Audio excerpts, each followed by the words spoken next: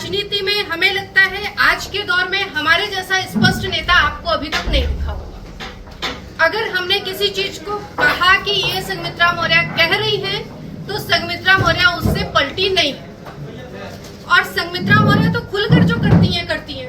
क्या आशाबाजी का ये कहने का ये पता नहीं किस मूड में कह रहे हैं, हमें नहीं पता है। यहाँ पर हमारा भाई चुनाव लड़ रहा है तो निश्चित तौर पर हम अपने भाई के साथ पहले दिन से आखिरी दिन तक हैं और रहेंगे। सांसद जी आपके यहाँ चुनाव लड़ाने तो आप उधर लड़ाएंगे भाजपा को? देखिए, दोनों लोगों की पार्टियां अलग हैं।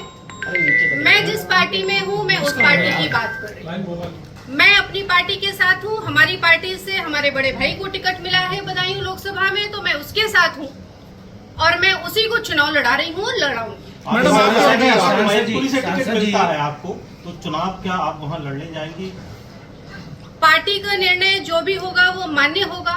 जिस तरह से बदायूं के निर्णय को हमने माना है, वैसे आगे भी जो भी निर्णय होगा वो सर्वोपरि। तस्वीर वायरल हुई थी मन से रोते हुए, उसमें आपकी तस्वीर वायरल हुई थी मन से रोते हुए, तमाम सुर्खियां उसने बटोरी और पिताजी का आपकी रिएक्शन आया कि संघमित्रा मौर्य जी इतनी कमजोर होंगी, पता नहीं, आखिर उनको बेटी कहलाने का भी अधिकार नहीं। इस पे क्या कहेंगे? हमने अभी आपसे पहले ही बोला कि बदायूं हमारा परिवार है और उसका जीता जागता उदाहरण आप सभी मीडिया के बंधु हैं। कोरोना काल, जब घर से किसी को घर में कोरोना हो जा रहा था, बाप बेटे तक को नहीं छू रहा था, उस वक्त संघमित्रा मौर्य एक बेटी और बहन होने का पूरा फर्ज निभाया। एक कोरोना मरीज से वो व्यक्तिगत जाकर के मिली है पीपीई किट पहन करके, तो वो हमारा दिल का लगाव है।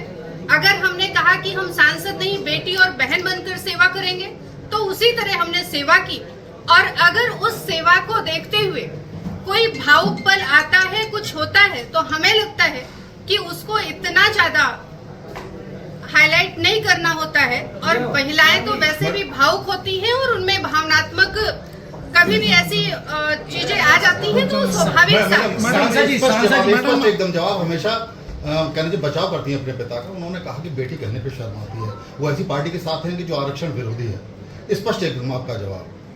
देखिए, उस वक्त पिताजी का क्या बयान था, क्या सोच करके उन्होंने बयान दिया, मैं उस पर कोई टिप्पणी नहीं करूंगी।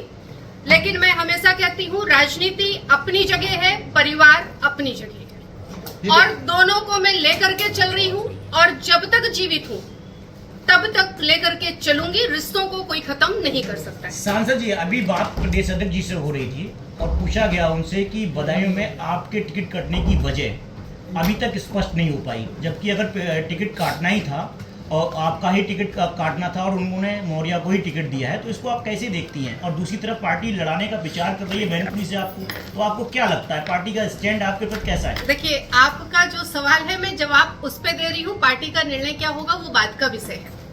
अगर आपके सवाल के हिसाब से जवाब दूं तो मुझे लगता है हमारे पार्टी का शीर्ष नेतृत्व शक्ति यानी मातृ शक्ति पर विश्वास रखती है, और उसी शक्ति पर विश्वास रख करके 2019 में बदायूं हमें भेजा था आशीर्वाद दे करके, और बदायूं में कमल खिला।